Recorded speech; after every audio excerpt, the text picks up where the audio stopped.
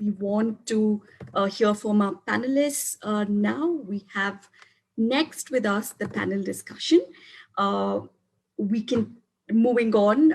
We have cross-sector experts with us on this panel on STEM mindsets and the future of work. Hi, Osama. I'd like to bring your opinion on the fact that we are in the post-COVID world and we're entering into the distancing economy, and these mindsets and these skills are emerging is important. What are the transformations that you see from your experience in the field? Osama? Hi, thank you very much. Must congratulate on the report. It's a brilliant report that you people have worked on and brought out. I was just concentrating on three things like STEM thinking, bringing in a digital era, and from the woman perspective, and of course in India. And I want to remove STEM, and I was to just thinking, are we allowed to think? Is the first question we want to know. As the way we grow, I mean, every house the children will grow, the first word that they hear is no. Don't do this, don't do that. I mean, they are never asked what to do. They're always asked what not to do. So what I'm actually trying to bring the pressure on, and this is all from learning from the ground, more so in, I would say, in rural areas where I see a lot of, especially the unschooled ones, they don't go, you see that they are highly creative. They are highly, they are doers, they are risk takers. They do everything that doesn't happen in our schools or in our structured families. And then they are already treated as unsuccessful.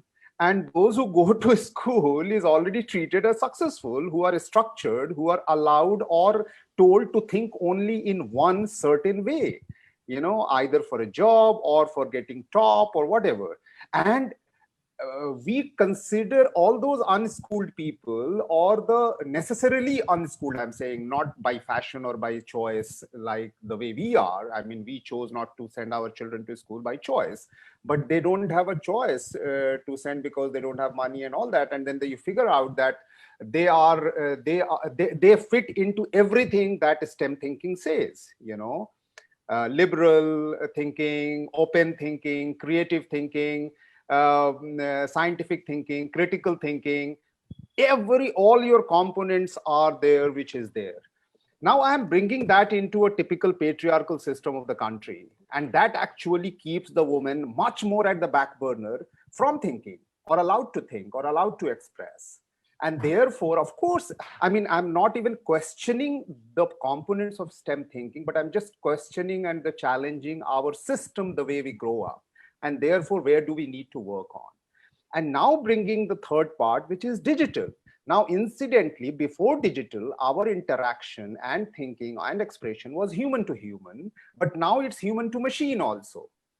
Okay, I can live my life without interacting with my parents with a smartphone or a mobile phone or something, and I don't get in touch with anyone because most of the people say no to me, and this is the machine that says yes to me, to everything that I question or ask or input and things like that.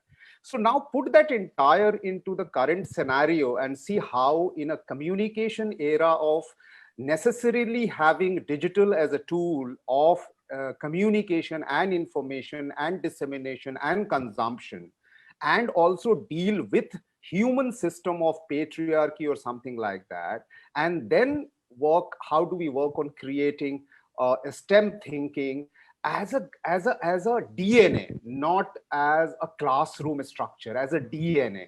I mean, where do we basically seep into the house itself before even the child is born or conceived? I mean, can we go there to bring in? Then only I think all these components of critical thinking, independent thinking, information thinking, digital thinking, independent thinking, liberal thinking, freedom of thinking will come into that one. Because I am born to my parents and I am born to a system around me, I have no way to decide how I am going to apply thinking.